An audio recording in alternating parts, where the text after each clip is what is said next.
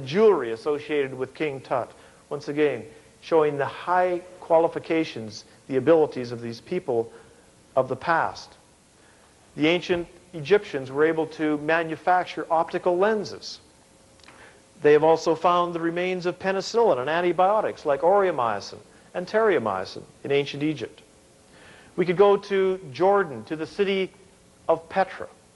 Once again, highly advanced people of the past with architectural abilities and skills. Or we could go to Baalbek, Lebanon, where this huge stone, 66 feet long, 16 feet high, 14 feet wide, weighing over 2,000 tons. Many of these stones were used in the past for construction purposes by a civilization, an ancient civilization that was in ruins when the Romans later built upon these base stones or base foundations with their architectural design. These large pillars, 70 feet tall, were brought by the Romans from quarries in Egypt across the Mediterranean and over 2 mountain ranges. We don't have the technology that would transport them, carve them, polish them as they are here, and put them in place. But in the past, the ancient peoples did. We could go to Cambodia, Angkor Thom, an entire city built on a system of canals, beautiful temples, stone temples. This particular one, Angkor Wat, the docks of this temple have been carved out of stone, and feathered serpents decorating the docks, carved out of stone. Incidentally, the feathered serpent is found associated with the worship of many civilizations of the past. We could go to Mohenjo-daro in the Indus Valley, another major ancient city of the past, showing their abilities. From Reader's Digest, this particular quote regarding Mohenjo-daro, which flourished approximately 4,500 years ago. It says these people who built the cities also built an empire, and that these cities were modern, like a modern grid plan. They also found hot and cold running water pipes associated with these excavations in this location as well. Or we could go to China, noted for many interesting and amazing archaeological finds.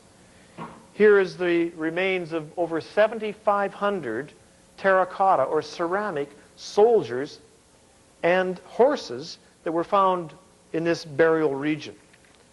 Of course, ceramic was a difficult procedure in order to make artifacts of this size, and they are made to full-scale human size and full-scale horse size. Again, you could mention the tremendous skills that would be required in order to do this. It was in this location that earlier I mentioned that a sword was found that was made of 13 metals alloyed together. Or we could look at this lady buried over 2,100 years ago in China.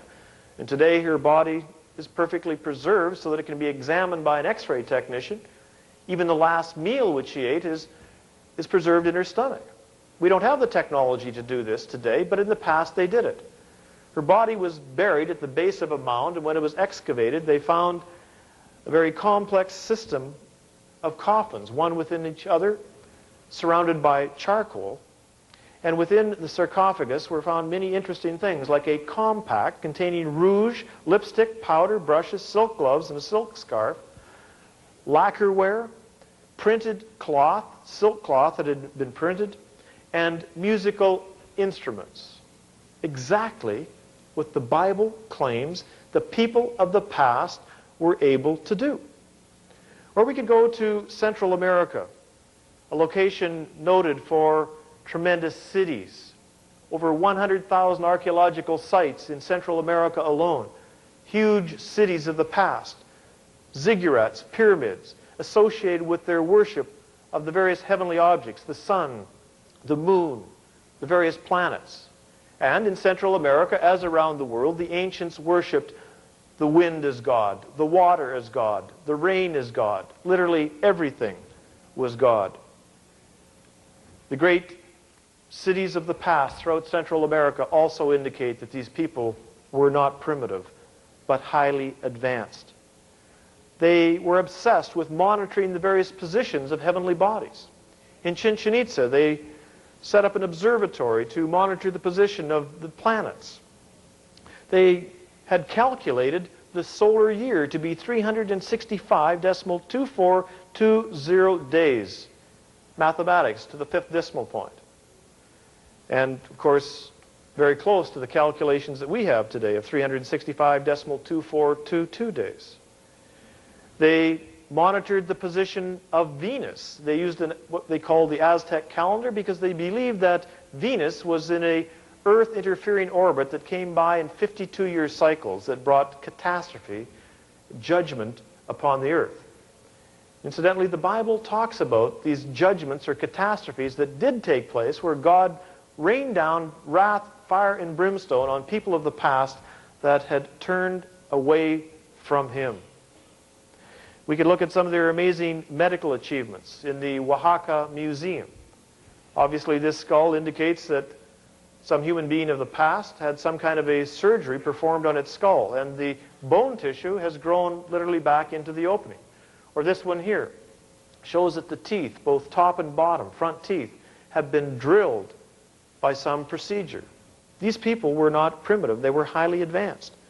If we look at the geometric designs of some of the buildings in Central America, we see that they're very similar to what you would find in Cambodia or Indonesia. This particular temple in Central America, in the city of Mitla, the outer walls of this particular temple are covered with stones which are 18 inches thick, and they are packed together so tightly you can't even place a piece of paper in between them. Obviously, not put in place by trial and error, but by careful design. Or we could go to South America. Some of the great cities there of the past, Machu Picchu in Peru, located 7,000 feet up in the Andes, where great stones have been cut and shaped and notched and placed into position. Of course, this location, a sacred location for the worship of the pagan gods. Or we could look at Chan Chan, one of the cities in South America. And in this location, hot and cold running water pipes have been found here as well. To Bolivia, the city of Tiahuanaco, built high up in the Andes, 13,000 feet in the Andes, and it was already in ruins when the Incas had arrived. It was built by a previous civilization, and as some have suggested, when they look at these great structures that were built there, it appears to have been built on a scale fit for giants. Well, incidentally, the Bible talks about giants in Genesis chapter 6, and it says that there were giants a period after that, after the flood as well, people of the past who were supernatural creatures that were produced as a result of human intervention with fallen spiritual beings. We could look at another major building in the city of Tiahuanaco, which has been cast to the ground as if by some great catastrophe. And this large stone here, the gateway to the sun, weighing over 20 tons, which was moved to this location from over 60 miles away. Or another city, South America, Sacsayhuama, an ancient city built on a high hill. And the ancients worshipped on these high hills, worshipped the various heavenly bodies of which they associated their deities and demigods. And as we read throughout the Old Testament, we see that the Canaanites, the Philistines, were worshipping on high hill locations.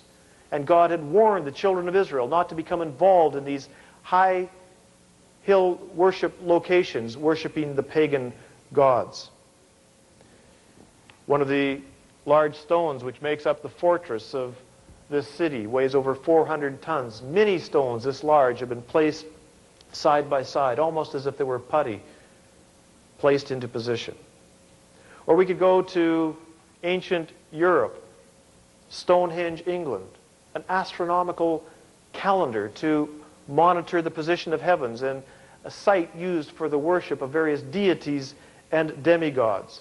It was in these locations where there were stone alignments where the ancients would become involved in taking hallucinogenic drugs.